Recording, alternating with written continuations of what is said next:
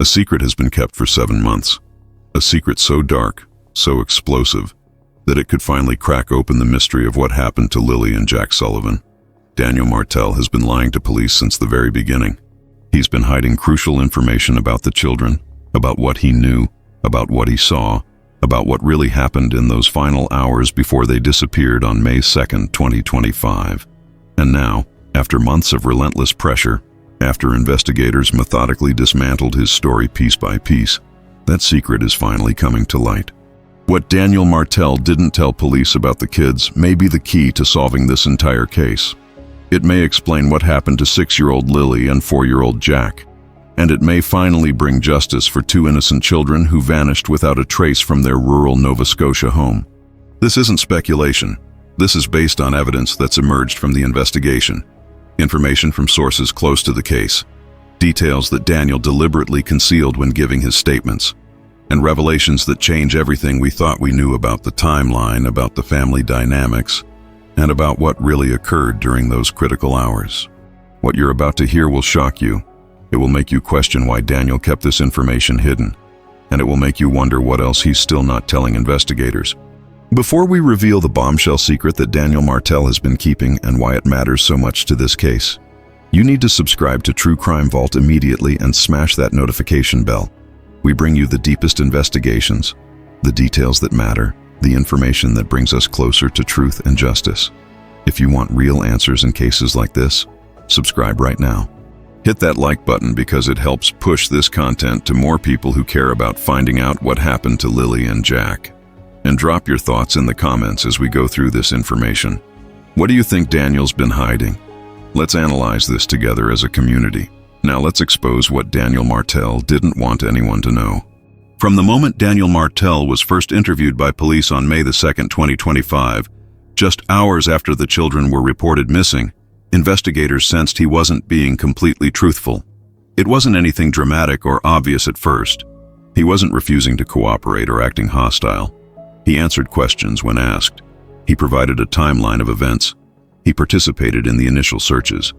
On the surface, he appeared to be a concerned stepfather, doing everything he could to help find the missing children. But there was something in his demeanor, something in the way he answered certain specific questions, something in the details he chose to include and the details he chose to exclude that made experienced detectives deeply suspicious.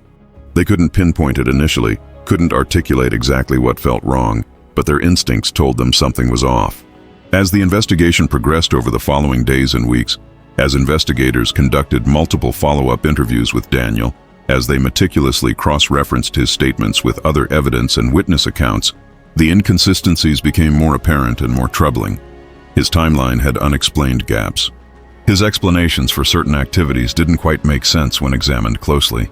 He was surprisingly vague about details that should have been crystal clear in his memory. And most tellingly, when pressed on specific questions about the children's behavior and his interactions with them in the days before they disappeared, he became noticeably evasive or defensive in ways that raised red flags. Detectives began to suspect that Daniel knew something significant that he wasn't sharing, that he was deliberately holding back crucial information. But what exactly? And why would he keep it hidden? Was he trying to protect someone? Perhaps Malahia? Was he protecting himself from incrimination? Had he witnessed something that would implicate him or her, or both of them? The questions multiplied with each interview as investigators noticed more and more things Daniel wasn't saying, more gaps in his account that needed to be filled. Let's start with what Daniel told police versus what the evidence actually shows. In his initial statement on May 2nd, Daniel said that everything had been completely normal and routine with the children in the days before they disappeared. He described them as happy, healthy, behaving typically for their ages. When asked specifically about their moods or any changes in behavior he might have noticed, he said he hadn't observed anything unusual or concerning. Everything was fine and normal right up until the morning they vanished into thin air. But that's not what other people observed and reported. Teachers at the elementary school Lilly and Jack attended had been reporting concerns about the children in the weeks before the disappearance. They noticed Jack had unexplained bruises on his arms. They saw behavior changes in both children that worried them. One teacher became concerned enough to file a formal report with Child Protective Services. When investigators asked Daniel directly about these teacher concerns, about whether he'd noticed any injuries on the children or been contacted by the school. He claimed complete ignorance, said he didn't know anything about bruises or concerning behaviors, said the teachers must have been mistaken or overreacting to normal childhood incidents. But here's what investigators discovered through other sources. Daniel was actually contacted by the school about an incident involving Jack approximately 3 weeks before the disappearance. A teacher called the house specifically to discuss Jack's behavior in class and some marks she'd noticed on his arms. Daniel personally took that call. He had a conversation with the teacher that she later described to investigators as confrontational and defensive. He questioned her professionalism. He suggested she was picking on Jack unfairly. He became hostile enough that the teacher documented the interaction and reported it to her principal. So Daniel absolutely knew about concerns being raised about the children. He knew about the bruises. He knew the school was worried enough to call home. But when police asked him directly about any problems with the kids, he claimed complete ignorance and lack of knowledge. Why would he lie about that? Why deliberately conceal that there had been concerns raised by mandatory reporters about possible abuse or neglect?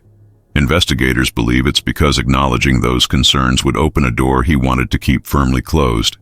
It would lead to questions about how the children got injured, about what was happening in the home, about his role in their care and his interactions with them, about whether he was the one causing the injuries. Easier to just claim ignorance and hope investigators didn't dig deeper into the children's school records. But investigators did dig deeper. They obtained complete school records. They interviewed every teacher who'd had contact with Lilly and Jack. They spoke with the school counselor. They built a comprehensive picture of concerning signs that had been visible to people outside the home for weeks before the children disappeared. And they confronted Daniel with this evidence, proving definitively that he'd lied about not knowing. His response when caught in this lie? He claimed he'd forgotten about the teacher's call, that it had seemed like no big deal at the time, that with everything that happened with the children disappearing, he just didn't remember.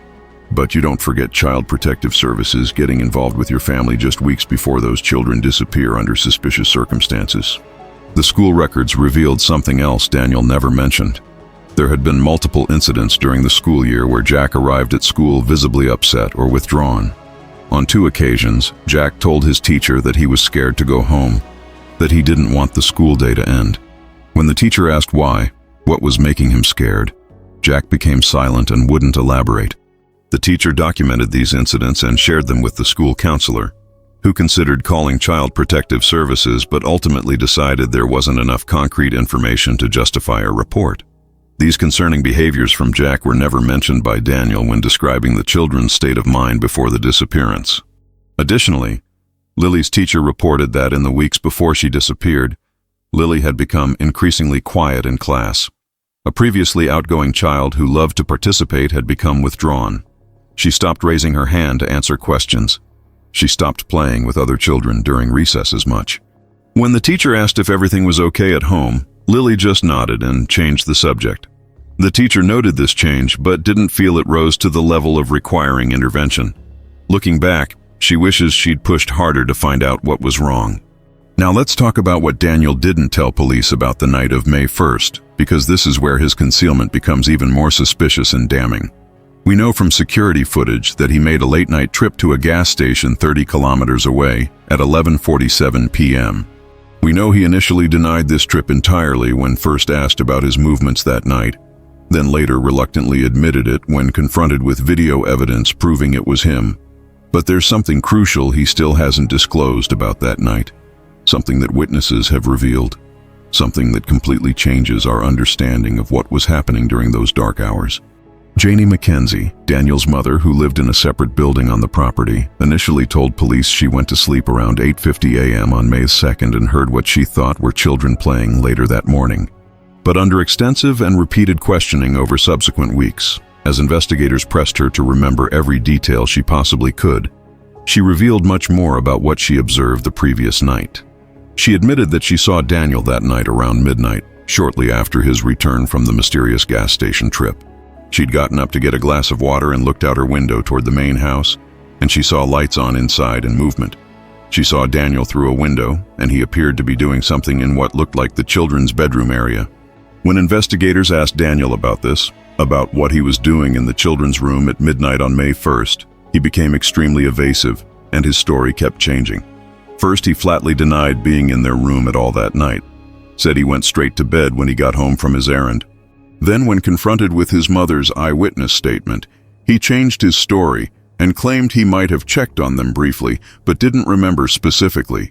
When pressed for details about why he'd be in their room at that unusual hour, what exactly he was doing there, he had no clear or consistent explanation.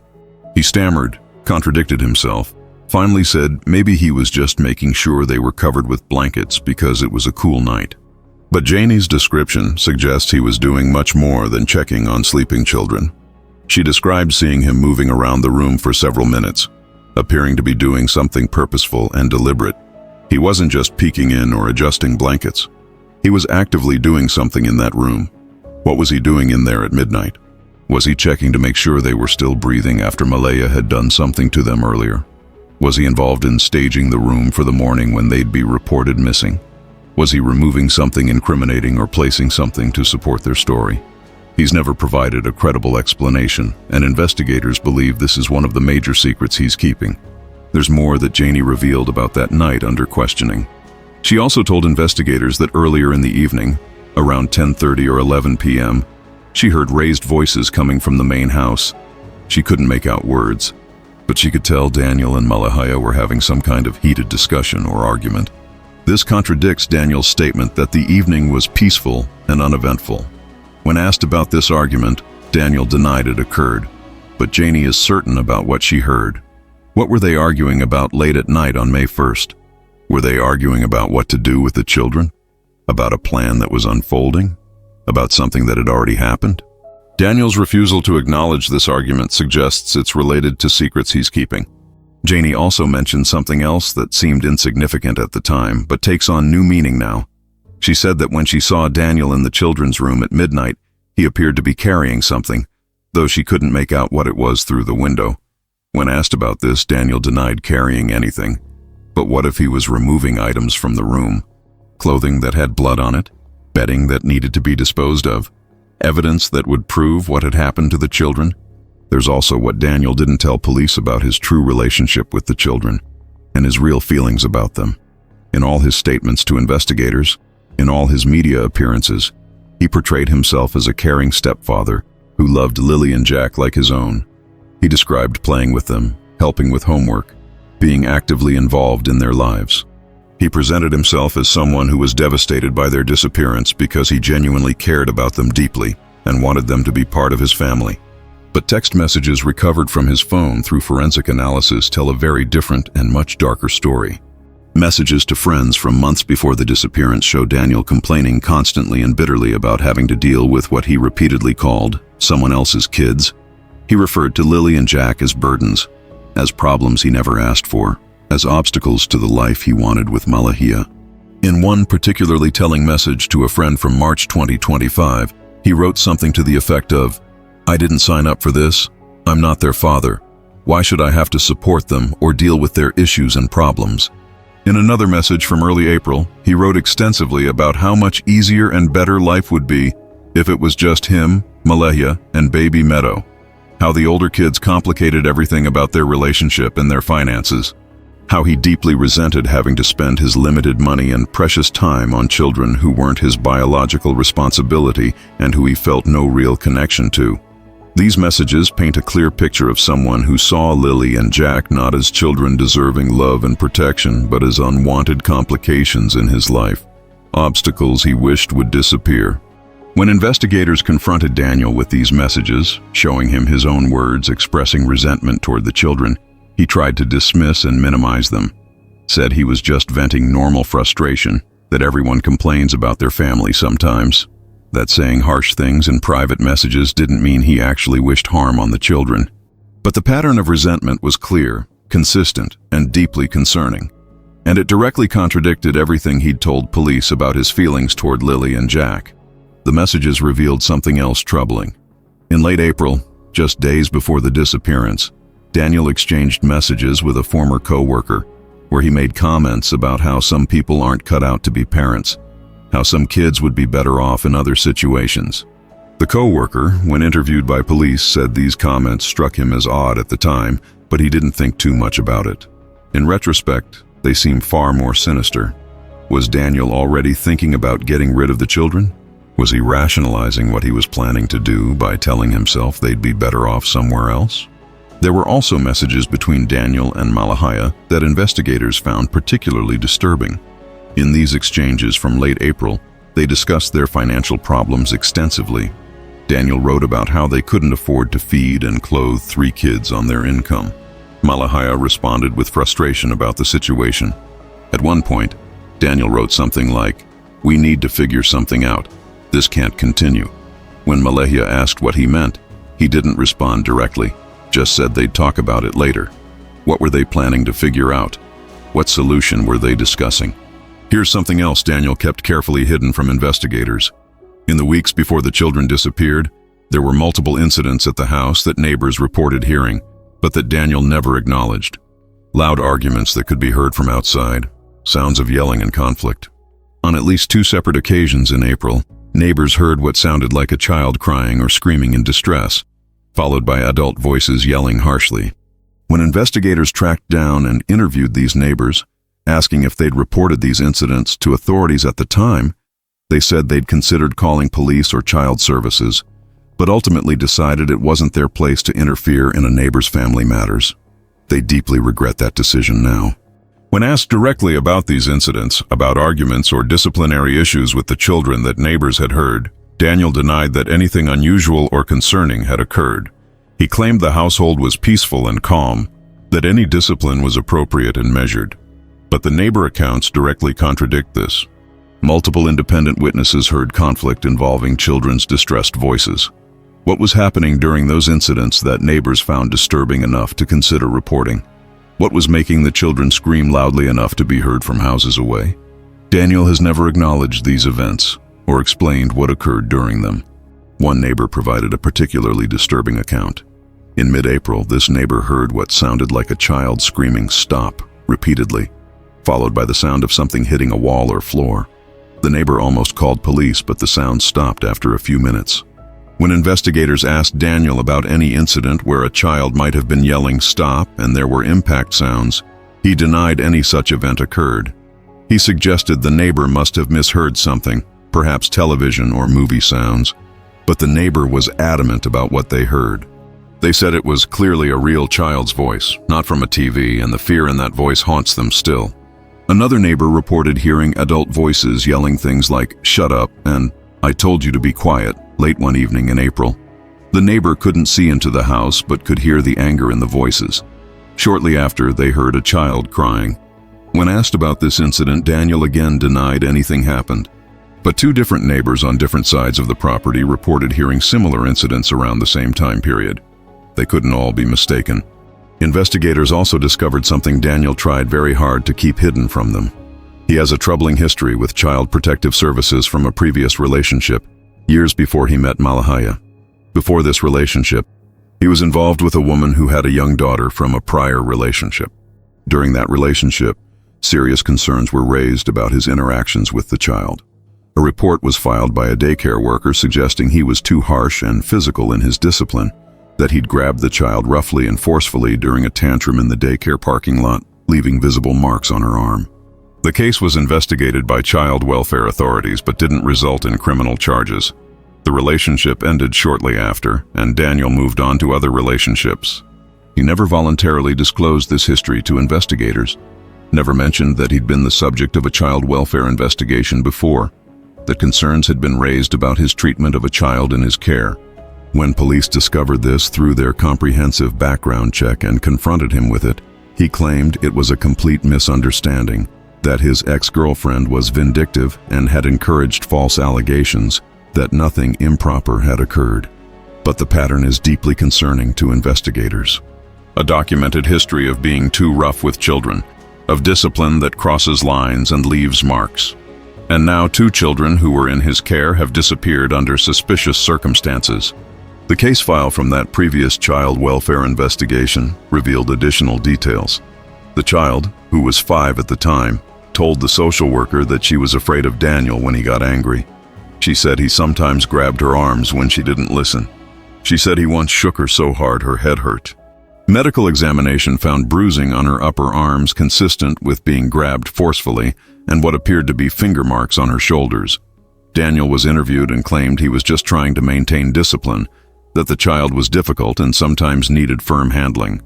The case was closed without charges, but with strong recommendations that Daniel seek anger management counseling. There's no evidence he ever followed through with that recommendation. The ex-girlfriend was tracked down and interviewed by investigators working the Sullivan case. She provided disturbing details about Daniel's behavior during their relationship. She said he had explosive anger that could be triggered by small things. She said she'd witnessed him lose his temper with her daughter multiple times over minor childhood behaviors like making noise or making messes. She said she'd broken up with him partly because she feared for her daughter's safety. She said she wasn't surprised to hear that children in his care had disappeared, and she believed he was capable of harming them. Let's talk in detail about what Daniel didn't tell police about the morning of May 2nd, because the omissions here are particularly significant. His account of that morning has been generally consistent in its basic outline across multiple interviews. He and Malahia were in their bedroom with baby Meadow. They could hear the older kids moving around the house. Then they noticed unusual silence and went to investigate, discovering the children were gone. But there are crucial details he's deliberately omitted from this narrative. First, and most importantly, he never mentioned that he and Malahia had a significant, heated argument that morning before the children allegedly disappeared. A neighbor who lives 2 houses down heard clearly raised voices coming from the Sullivan property around 8:30 a.m. The neighbor couldn't make out specific words, but could tell it was a heated exchange between adults, male and female voices both raised in anger. When this neighbor came forward days later and provided this information to investigators, they specifically asked Daniel about it. He flatly denied any argument occurred, said the morning was completely calm and routine, that he and Malahia were getting along fine. But phone records tell a different story. The records show Malahia placed a call to her mother at 8:42 a.m. that morning, a call that lasted less than 1 minute. When investigators contacted and interviewed Malahia's mother about that brief call, she said Malahia sounded noticeably upset and stressed, said something vague about Daniel being difficult that morning, and then abruptly ended the call saying she had to go. So there was clearly tension and conflict that morning between Daniel and Malahia. Why would Daniel hide that fact? Because acknowledging conflict opens questions about what they were arguing about, whether it related to the children, whether something happened during or because of that argument that led to the children's disappearance. The argument must have been intense for neighbors to hear it from that distance. The Sullivan property is relatively isolated, with houses spaced apart. For voices to carry that far, they would have been yelling loudly. What were they fighting about with such intensity on the morning the children disappeared? Were they arguing about what to do about a situation that had already occurred? About whether to go through with a plan they'd discussed? About who was responsible for what had happened? Daniel's refusal to acknowledge this argument is telling. Daniel also didn't tell police that he'd gone outside that morning before the children were reported missing, which is a significant omission. A different neighbor, one who lives directly across the road from the Sullivan property, was outside doing yard work that morning and had a clear view. This neighbor saw Daniel come out of the house around 9:15 a.m., walk purposefully toward the tree line at the edge of the property where the yard meets the dense forest, stand there for several minutes looking intently into the woods, then return to the house. When investigators asked Daniel if he'd gone outside at all before calling 911 at 10:01 a.m., he said absolutely not. He claimed he stayed inside the house the entire time until after the emergency call was made and police arrived. Why lie about going outside? Why deliberately conceal that he was at the edge of the woods looking into the forest just 45 minutes before reporting the children missing? Investigators believe he was checking something, making sure something he'd placed there earlier wasn't visible from the house or road, or confirming that evidence had been successfully hidden where searchers wouldn't easily find it. His explanation when caught in this lie was weak and unconvincing. He claimed he didn't remember going outside, that maybe he did, but it wasn't significant enough to mention. But you don't forget your specific movements in the critical minutes before reporting children missing. The neighbor who witnessed this also reported something else interesting. When Daniel returned to the house after his trip to the tree line, He appeared to brush something off his pants, like dirt or debris. This suggests he might have been doing more than just standing and looking. He might have been kneeling, touching the ground, checking on something buried or hidden. The neighbor said Daniel also looked around as he walked back, as if checking whether anyone had seen him. When asked about this, Daniel denied touching the ground or getting his clothes dirty. He denied looking around to see if anyone was watching, but the neighbor was certain about what they observed. Here's perhaps the most damning secret Daniel kept, the one that may ultimately prove his undoing. He didn't tell police that he'd personally witnessed Malahia being physically rough and abusive with the children on multiple occasions. He never disclosed specific incidents he'd personally seen where she lost her temper and handled them aggressively, leaving marks. This crucial information came out only when Janie Mackenzie, his mother, revealed in a detailed interview that Daniel had confided in her about serious concerns he had regarding Malahia's treatment of the kids. According to Janie, Daniel had come to her several weeks before the disappearance, troubled and uncertain about what to do. He confided that he was genuinely worried about how Malahia disciplined Lilly and Jack, that he'd witnessed her grab them forcefully when angry hard enough to leave bruises, that she sometimes yelled at them in ways that seemed excessive and frightening to the children, that he'd noticed bruises on the children after they'd been alone with Malahia, and he suspected she had caused them. Janie asked her son directly why he didn't report these concerns to authorities, why he wasn't protecting the children. According to her account, Daniel said he didn't want to cause major problems in his relationship with Malahia, didn't want her to be investigated by child services, hoped the situation would improve on its own. When confronted with his mother's detailed account of this conversation, Daniel tried desperately to downplay what he'd told her. He said he might have expressed some very minor concerns, but nothing serious or alarming, that his mother was exaggerating or misremembering the conversation. But Janie was absolutely adamant and unwavering about what her son had told her. She had no reason to lie or embellish, and it raises a crucial question that goes to the heart of Daniel's culpability. If Daniel personally witnessed Malahia abusing the children and did absolutely nothing to stop it or report it, how complicit is he in whatever ultimately happened to them? If he saw clear warning signs that the children were in danger and failed to protect them, what does that say about his responsibility for their fate? Janie revealed more details about what Daniel had told her. He described an incident where Malahia had grabbed Jack by the arm and yanked him roughly when he spilled juice, leaving finger-mark bruises that lasted for days. He described another time when Malahia had yelled at Lilly so intensely that the child had what appeared to be a panic attack, hyperventilating and unable to catch her breath. Daniel said he'd stepped in that time and told Malahia to calm down, but he never reported the incident. He told his mother he felt like he was walking on eggshells in the house, never knowing when Malahia would lose her temper with the kids. Yet he did nothing to intervene in any meaningful way or protect them from ongoing harm. Janie also revealed that Daniel had told her about finding bruises on Jack's back on one occasion.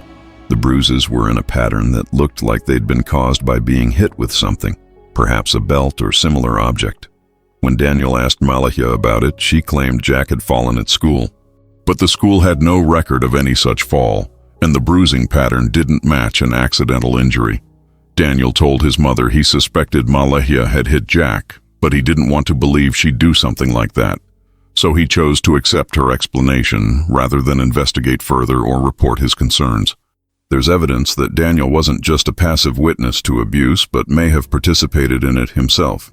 A friend of Malaya's told investigators that Malaya had once complained to her about Daniel being too rough when playing with the kids. Malaya said Daniel didn't know his own strength and sometimes hurt them when he thought he was just roughhousing.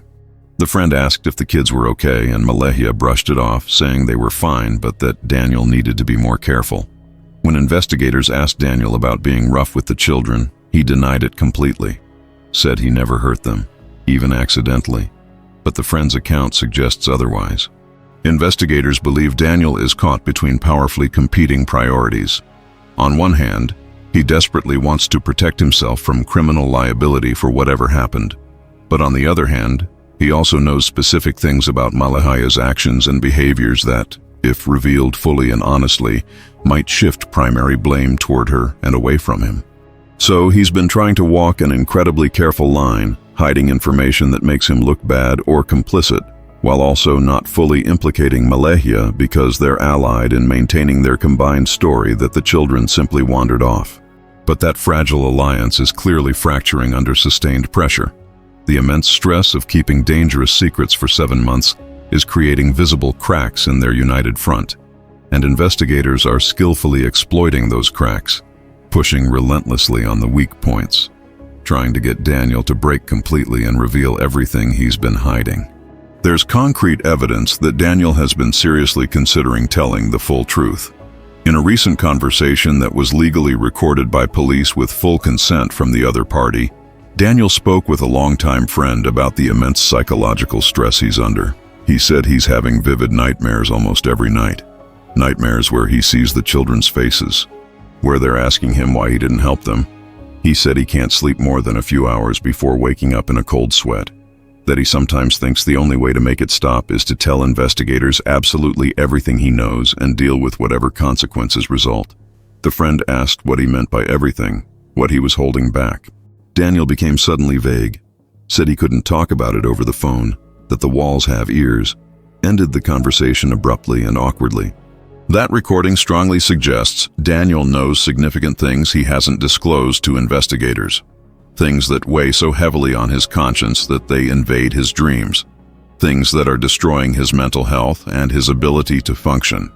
Investigators believe he's very close to breaking, close to unburdening himself by finally revealing what he's kept hidden for 7 months. They're applying maximum pressure at exactly the right moment, when he's most vulnerable, when the psychological burden is becoming unbearable. What exactly is the secret? What is Daniel hiding? Based on all the evidence they've gathered, investigators believe Daniel knows far more about what actually happened to the children than he's admitted. They believe he either directly witnessed Malahia harming them, or discovered what she'd done very shortly after it occurred. They believe he then made a choice. Rather than calling for help, rather than reporting what had happened, rather than trying to save the children if there was any chance they were still alive, he helped cover it up, helped dispose of evidence, helped create and maintain the false story about them wandering off into the wilderness. But critically, they don't believe he planned it in advance or initiated the violence against the children. This theory is strongly supported by the timeline and by Daniel's subsequent behavior. If Malahia harmed the children during one of the periods she was alone with them on the evening of May 1st, perhaps during the bedtime routine when she specifically told Daniel to stay downstairs and not come up, Daniel might have discovered this later that evening or during the night. His midnight activity in their room, witnessed by his mother, could have been checking to confirm they were dead or helping prepare bodies for removal. His late-night trip to the gas station could have been to purchase supplies needed for disposal or cleanup. His behavior the following morning, the argument with Malahia about what they were going to do, his unexplained trip to the tree line to check that bodies were properly hidden, all of it fits the pattern of someone who was involved in covering up a crime, but not in the initial violent act itself. There's another possibility that fits the evidence equally well. Daniel might have discovered the children injured but still alive, and instead of calling for medical help that could have saved them, he and Malahia made a calculated decision to let them die or to finish what was started. This would explain the blood evidence found in multiple locations. The children could have been injured during discipline that went too far, perhaps beaten or shaken. And rather than face consequences for child abuse, rather than deal with an investigation and possible criminal charges, Daniel and Malahia let them die and then disposed of the bodies. This scenario would make both equally culpable in the deaths, both guilty of murder regardless of who struck the initial blows. If Daniel is an accessory after the fact rather than the primary perpetrator, rather than the person who actually killed the children with his own hands, he might be willing to provide crucial information in exchange for reduced charges or prosecutorial leniency. That's exactly the offer investigators have been extending to him in recent interviews. They've made crystal clear that someone who cooperates fully, who tells the complete unvarnished truth, who helps them find the children's bodies and brings resolution to this case, will be treated very differently by the justice system than someone who continues lying and obstructing their investigation until the bitter end. Daniel's lawyers have surely explained all this to him in exhaustive detail. They've likely had extensive conversations about potential plea deals, about what kind of sentences he might realistically face for various levels of involvement and cooperation.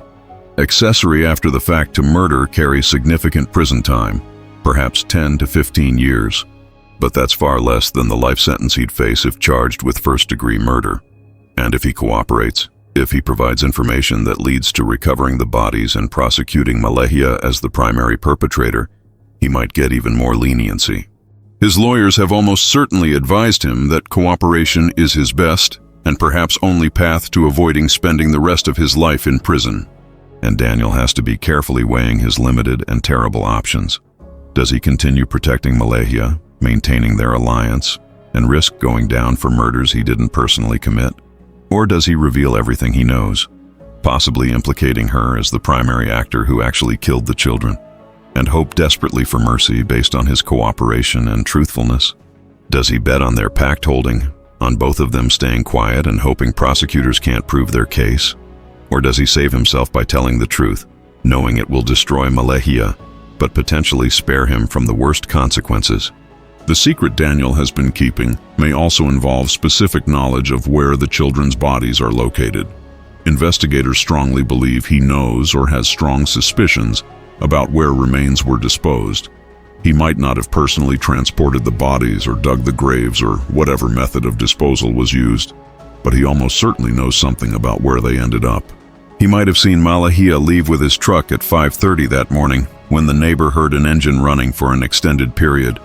He might have noticed when she returned that she seemed different, relieved, like a terrible burden had been lifted from her shoulders. He might have asked her directly what she did and where she went, and she might have told him the truth because they were in it together at that point. Or he might have figured it out without being told explicitly, putting together the pieces based on timing and her behavior and the locations he knew she was familiar with. If Daniel knows where Lilly and Jack are, that information is the single most valuable thing he has to trade with prosecutors. Finding the bodies would completely transform this case from a difficult circumstantial case to a straightforward homicide prosecution. It would allow comprehensive forensic examination to determine exact cause of death. It would potentially reveal physical evidence directly tying someone to the crime, DNA under fingernails perhaps, or fibers from specific clothing. It would provide the definitive proof prosecutors need for charges and conviction. Daniel absolutely knows this. And he knows that revealing the location would be his golden ticket to potentially avoiding the most serious charges and lengthy prison sentences. But he's held back this information so far for 7 long months. Why? Most likely because revealing the location would require admitting he knew all along where they were and said nothing. It would prove he actively and deliberately obstructed a major criminal investigation into the deaths of 2 children. It would completely destroy any remaining claim to innocence or lack of involvement. It would show he chose to protect himself and Malehia rather than allowing those children to be found and given proper burial. That kind of callous behavior would influence sentencing even if he cooperates. So he's trapped between the proverbial rock of what he knows and the hard place of what admitting that knowledge would reveal about his character and his choices. There's yet another disturbing possibility investigators are actively exploring. Daniel's secret might be that he actually harmed one of the children while Malehia harmed the other. That this was a coordinated joint effort rather than one person acting alone while the other remained ignorant. Some physical evidence points potentially in this direction. The blood found through luminol testing in 2 separate locations, Jack's bedroom and the bathroom the children used, could suggest 2 separate violent incidents with 2 separate victims in different locations. If Daniel hurt Jack in his bedroom while Malehia hurt Lilly in the bathroom, or vice versa, that would explain why both are so heavily invested in keeping quiet, why neither can fully implicate the other without equally implicating themselves in murder.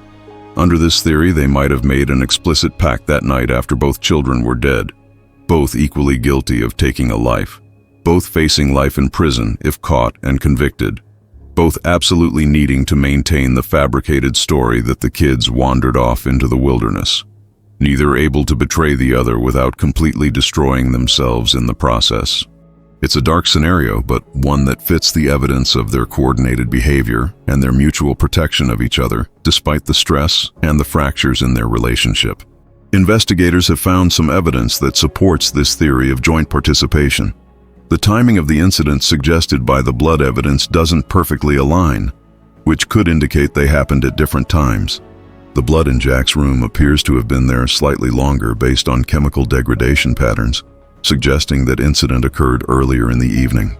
The blood in the bathroom appears fresher, suggesting it occurred later, perhaps during the bedtime routine. This could mean one child was harmed first by one adult, then the other child was harmed later by the other adult. If Daniel harmed Jack early in the evening and Malaya harmed Lily during the bedtime routine, that would create the exact pattern of evidence that's been found.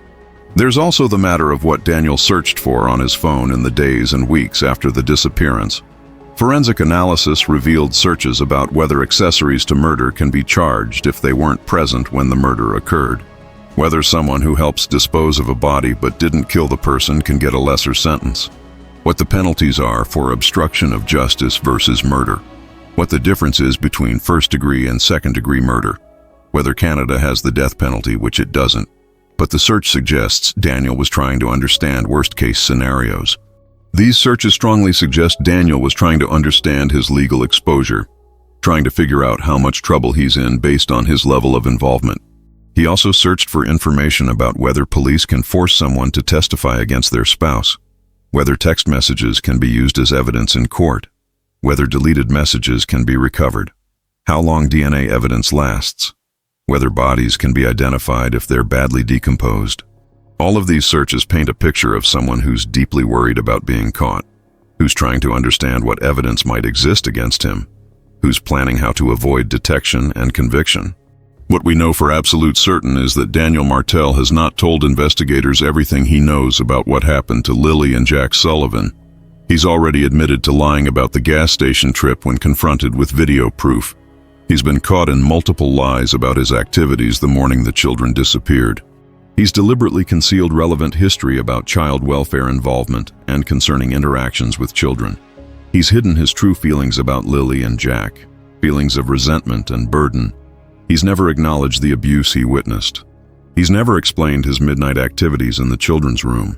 The critical question is what else he's still hiding, and whether investigators can apply enough sustained pressure to force him into finally revealing the complete truth. Recent developments suggest they might be succeeding in breaking through his resistance.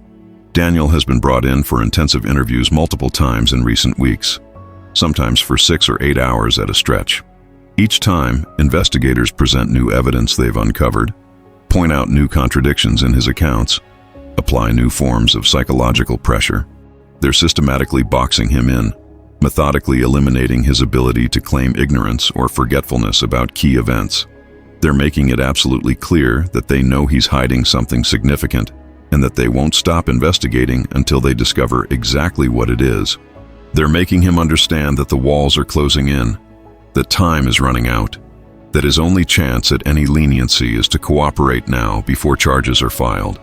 In the most recent interview, which occurred just days ago according to sources close to the investigation, Daniel became visibly emotional in ways he hadn't in previous sessions. He started crying, real tears this time, not the performative tears he'd shown for cameras. He started talking unprompted about regret, about wishing desperately he could go back in time and make different choices, about how he'll never forgive himself for what happened.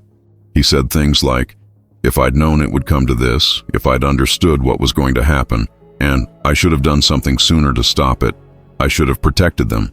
These statements strongly suggest he witnessed something terrible happening to the children, knew something was seriously wrong, and failed to act to prevent it or report it. They suggest guilty knowledge and quite possibly guilty participation in crimes against the children. When investigators immediately pressed him on what he meant, what specifically he should have done differently, what he witnessed that he's referring to, what he should have stopped, he abruptly shut down. The emotional moment passed. His lawyer, who was present, interjected and told Daniel not to say anything more, told him he needed to consult privately before answering those questions. The interview ended at that point, but the cracks in his facade are showing clearly. The psychological defenses are crumbling. The pressure is working. Investigators believe he's very close to breaking completely and telling them everything he's kept hidden. One investigator who was in the room said Daniel looked like a man who desperately wants to confess, who wants the burden lifted, but who's terrified of the consequences. He kept starting to say things and then stopping himself. He kept looking at his lawyer as if seeking permission to speak. At one point he said, "You don't understand what it's been like carrying this," before his lawyer stopped him. "These are the behaviors of someone on the verge of confession. someone who needs just one more push to finally tell the truth. There's also meaningful pressure coming from unexpected sources outside the formal investigation itself. Janie McKenzie, his mother, has reportedly been urging him strongly and consistently to tell the complete truth to investigators. She knows her son is hiding something significant and terrible. She's deeply worried about him, about what keeping these secrets is doing to him psychologically, emotionally, and spiritually. She's apparently told him multiple times that honesty is the only path forward, that he needs to unburden himself and accept whatever consequences result, that living with lies and secrets will destroy him more completely than any prison sentence could. She's told him she'll stand by him if he tells the truth, but she can't support him if he continues lying. Whether he'll listen to his mother's advice and pleas remains to be seen, but the fact that even his own mother believes he's hiding something speaks volumes. Family members have noticed dramatic changes in Daniel's behavior and physical appearance over the 7 months since the disappearance. He's lost a significant amount of weight, perhaps 30 or 40 pounds, and looks gaunt and unhealthy. His face is haggard and aged, with dark circles under his eyes that suggest chronic sleep deprivation. He's withdrawn from most social contacts, barely leaving the house except for necessities. He drinks heavily most evenings, starting early in the afternoon and continuing into the night. These are all classic signs of someone under tremendous stress, someone whose conscience is eating away at them day by day, someone who's being destroyed by the weight of terrible secrets. His mother has expressed genuine fear that he might harm himself if the pressure continues to build without resolution. The community pressure is also mounting steadily and becoming harder for Daniel to ignore or escape. People throughout Pictou County know that Daniel and Malehia are the primary focus of the ongoing investigation into the children's disappearance. They see the couple going about their daily lives, shopping for groceries, running errands, while 2 children remain missing and unaccounted for. There's widespread anger, resentment, disgust, and a burning desire for someone to be held accountable for what happened to Lilly and Jack. Daniel feels this external pressure acutely every time he leaves the house, every time he goes to a store and people look at him with undisguised suspicion or barely concealed hostility. Mothers pull their children away from him. People whisper and point. Store employees watch him carefully as if afraid he might do something. That constant external pressure combined with mounting internal guilt and psychological stress may eventually force him to reveal what he's hidden simply to escape the unbearable weight of it all. There have been multiple incidents in public where people have confronted Daniel directly. One person reportedly approached him in a grocery store, got in his face, and demanded to know where the children are and what he did to them. Another person posted his photo on social media with detailed accusations and a plea for anyone with information to come forward.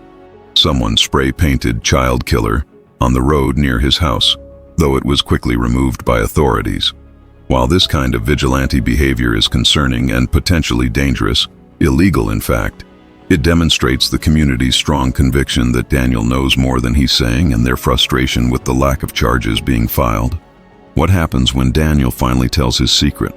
When he reveals what he didn't tell police about the kids? It could break this case completely wide open. It could lead directly to arrests within days or even hours, to formal charges being filed, to prosecution and trial, to justice for Lilly and Jack. Or it could reveal information that complicates the existing narrative even further, that shows the situation was more complex and more disturbing than investigators currently believe. It might reveal that more people were involved, that the planning went back further than suspected, that the children suffered more than anyone wants to imagine. Either way, regardless of how complicated or disturbing the truth turns out to be, it absolutely needs to come out. 2 children are missing and have been for 7 long months. 7 months of not knowing, of hoping against hope, of searching endlessly. Their fate deserves to be known with certainty. Their remains, if they're deceased as investigators firmly believe, deserve to be recovered and given proper burial with dignity and respect. Their memory deserves to be honored. Their family members, their teachers, everyone who knew and loved them, deserves to know what happened and to be able to begin the grieving process. And whoever is ultimately responsible for what happened to them, whether it's Daniel alone or Malehia alone or both of them together, deserves to face the full consequences under law. Daniel Martell holds critical keys to unlocking this case and bringing it to resolution. The secrets he's kept have obstructed justice and prolonged the agony for 7 long months. Lilly and Jack Sullivan deserve better. They deserve truth. They deserve justice. And Daniel is the one person who can provide both, if only he'll finally find the courage or the desperation to speak. The investigation has entered what appears to be a critical final phase. Prosecutors are carefully reviewing the evidence already gathered, determining whether they have enough to charge Daniel and Malehia without a confession, weighing the strength of a circumstantial case. Grand jury proceedings may be secretly convened to review evidence and potentially issue indictments. Arrest warrants may be prepared and held in reserve, ready to be executed the moment prosecutors feel confident about securing convictions. The legal machinery is grinding forward, even if slowly and behind closed doors. Daniel has to know that time is running out, that his window for cooperation and possibly gaining some leniency is rapidly closing, that soon the decision may be taken entirely out of his hands and charges may be filed regardless of whether he cooperates. Investigators are giving him one last chance to do the right thing, to tell the truth, to help find those children, to show that he has some shred of humanity and decency left. The question is whether he'll take that chance or whether his self-preservation instinct and fear of consequences will keep him silent until the end. Now I must state clearly and unequivocally for legal and ethical reasons. Daniel Martell has not been charged with any crime related to the disappearance of Lilly and Jack Sullivan. He continues to maintain his innocence and denies any involvement in whatever happened to them. He has legal rights that must be respected, including the presumption of innocence. Until and unless he is proven guilty beyond reasonable doubt in a court of law by a jury of his peers, he is legally innocent under Canadian law and basic principles of justice.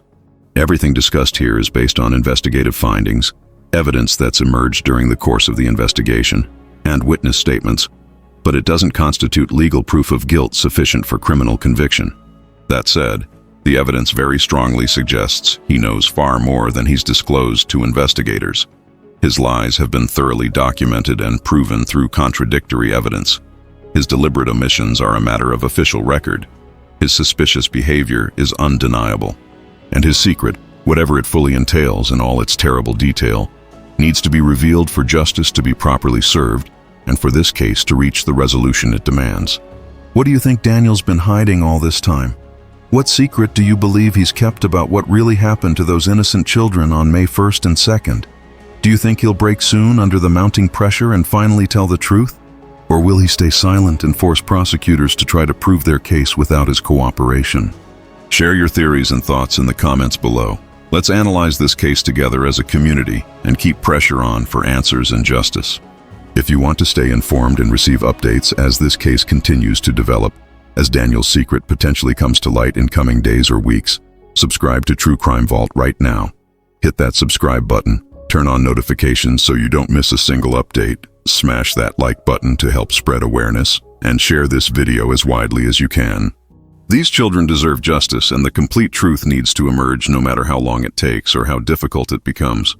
And if you have any information whatsoever about Daniel Martell, about Malehia Brooks Murray, or about what happened to Lilly and Jack Sullivan, please contact the Royal Canadian Mounted Police immediately. You could provide the critical piece of information that finally breaks this case wide open and brings it to resolution. The tip line is available and staffed by trained professionals 24 hours a day, 7 days a week, every single day of the year. You can remain completely anonymous if you choose to protect your identity. There's a substantial reward of $150,000 available for information that has genuine investigative value and leads to charges being filed or the children being found. But beyond any financial reward, you'd be helping bring justice for 2 innocent children who deserve so much better than what happened to them, who deserve to grow up and live full lives. Thank you for watching this detailed investigation into what Daniel Martell has been hiding. The secret is closer than ever to being fully exposed and brought into the light. And when it finally is, when the complete truth emerges from the darkness where it's been hidden for 7 months, justice for Lilly and Jack Sullivan will finally be within our grasp. These children deserve answers. Their memory deserves truth. Their case deserves resolution. And we won't stop covering this story, won't stop demanding answers, won't stop applying pressure until justice is fully served, and someone is held accountable for what happened to two innocent lives.